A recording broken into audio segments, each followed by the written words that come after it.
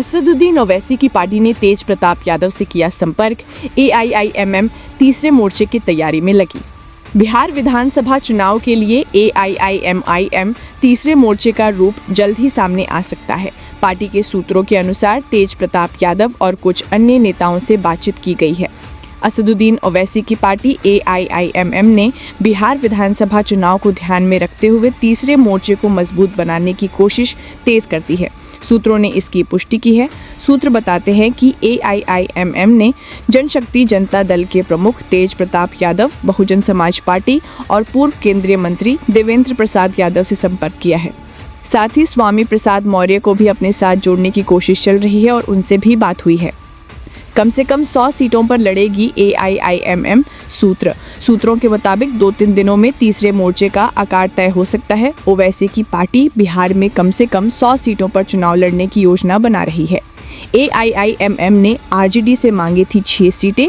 याद रहे कि पहले AIIMM ने RJD से 6 सीटों की मांग की थी, लेकिन ये बात नहीं बनी। इस पर असदुद्दीन ओवैसी ने RJD के तेजस्वी यादव और लालू प्रसाद यादव पर निशाना साधा था। उन्होंने कहा था कि हमने तो सिर्फ 6 सीटें ही मांगी थी, लेकिन उन्होंने देने से इनकार कर दिया। पिछली बार 5 सीटों पर जीती थी AIIMM। वास्तव में पिछले विधानसभा चुनाव के नतीजों को देखते हुए AIIMM बिहार को गंभीरता से ले रही है। 2020 में AIIMM ने बिहार में 5 सीटें जीतकर सबको चौंका दिया था। पार्टी ने 20 सीटों पर उम्मीदवार उतारे थे। सूत्रों के अनुसार इस बार पार्टी पिछली बार से 5 गुना ज्यादा सीटों पर उम्मीदवार दे सकती है। इन सीटों पर जीती थी AIIMM, जो कि हाट से शाहनवाज, बहादुरगंज से मोहम्मद अंजार नईमी, किशनगंज से इजहारुल हुसैन, कोचाधामन से मोहम्मद इजहार असफी, बैसी से सैयद रुकुद्दीन अहमद।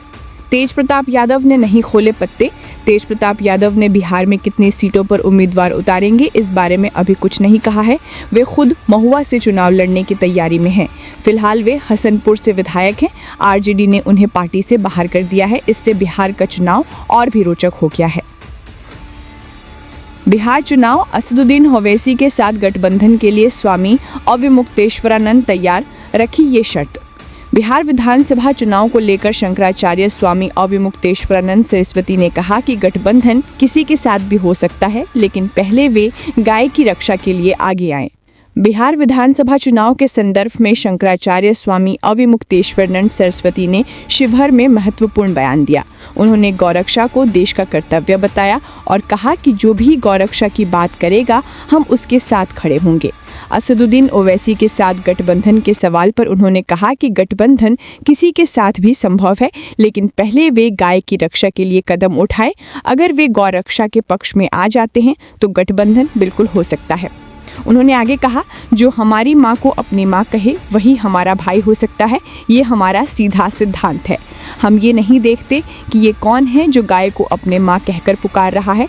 गाय हमारी माँ है और अगर वो उनकी भी माँ है तो हम सब भाई भाई हैं। बीजेपी की स्थिति के सवाल पर क्या बोले शंकराचार्य स्वामी अविमुक्तेश्वरानंद सरस्वती से जब बीजेपी की स्थिति के बारे में पूछा गया तो उन्होंने कहा कि हमें नहीं पता कि कौन सी पार्टी क्या कर रही है। हम तो अपने सनातनियों के घर घर जा रहे हैं, सनातनियों से बात कर रहे हैं, उन्हें गौ माता के लिए वोटर बनने के लिए तैयार कर रहे हैं और आगे बढ़ रहे हैं। हमें क्या पता कि यहाँ कौन सी पार्टी क्या योजना बना रही है। बीजेपी को उसके करने से होगा नुकसान। स्वामी अविमुक्तेश्वरानंद। बिहार विधानसभा चुनाव को लेकर जगत गुरु शंकराचार्य ने कहा कि बीजेपी को नुकसान हो तो अपनी ही करने से होगा। हमारी ओर से उन्हें कोई नुकसान नहीं पहुंचा रहे हैं। उन्होंने कहा था कि गौ रक्षा करेंगे। अभी तो वे सत्ता में हैं, घोषणा कर दे। हम आज ही प्रेस कॉन्फ्रेंस करके कह देंगे कि बीजेपी को वोट दो क्योंकि वे गौ रक्षा कर रहे हैं। हमें बीजेपी से कोई समस्या नहीं है। स्वामी अविमुक्तेश्वरानंद। उन्होंने महाराष्ट्र के डिप्टी CM एकनाथ शिंदे का जिक्र किया। शंकराचार्य ने कहा कि देखिए, महाराष्ट्र में एकनाथ शिंदे जब मुख्यमंत्री थे और अभी वे बीजेपी के साथ थे, उन्होंने गौ माता को राज्य माता कहा था। हमने उनका समर्थन किया और उनकी शानदार जीत हुई।